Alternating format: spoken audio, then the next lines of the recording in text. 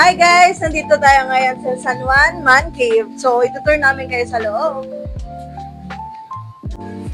Hello, good afternoon po. Welcome to my cave.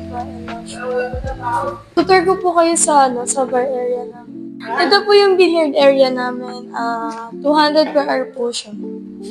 Pwede, may coach din po. Pwede kayong tumambay na kasama yung mga barkadas niyo po.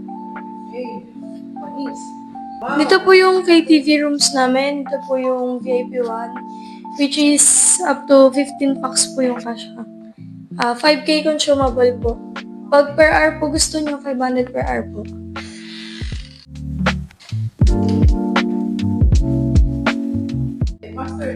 Ayan po, dito po yung VIP 4 namin, which is 7,000 consumable po. Good for 3 hours po.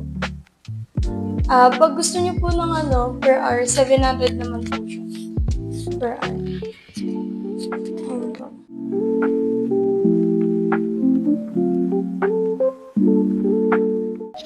Kuya, what's your name and age po? Jock po. Ilan taon na po kayo? 32. Ilang years na po kayo nagpa-bartending? 1 year and 2 months. Yung favorite thing niyo po about being a bartender? Yung pag-mix ng kape. Top 3 must-have quality of being a bartender. Ayun nga, knowledge sa pag-gagawa ng cocktails. Cleaning, yung cleanliness ng bar, maintain yun. Tsaka pag-prepare ng mga kailangan, garnish, mga stock, kailangan po blender. Ano po yung most unforgettable moment as a bartender? Yung lang, paggawa ng hour na blowjob, B52. So, nag-leak yung apoy dito. Ano po yung mga tips niyo for future bartenders? Siyempre, kailangan dapat memorize yung mga cocktails, yung presentation, yung skills na talaga kailangan. Ano po yung favorite drink mo po? Amaretto sour. Bakit mo po daw siya favorite? Sakto lang siya, mild lang yung lasa, hindi siya ganun katapa. Kasi parang juice lang siya na may konting alam.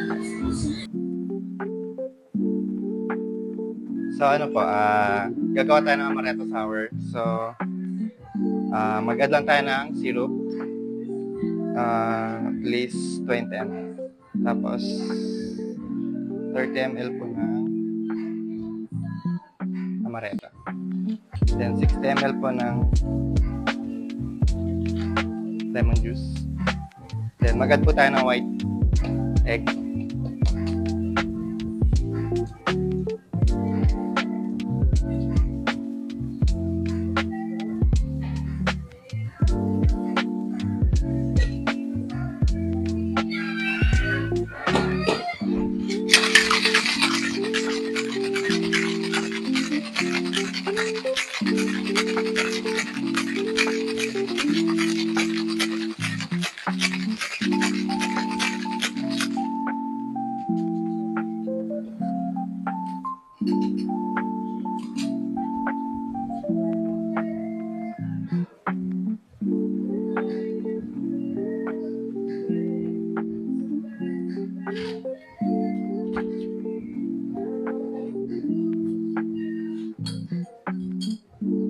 Tapos for garnish po natin, maglagay lang tayo ng dehydrated na lang.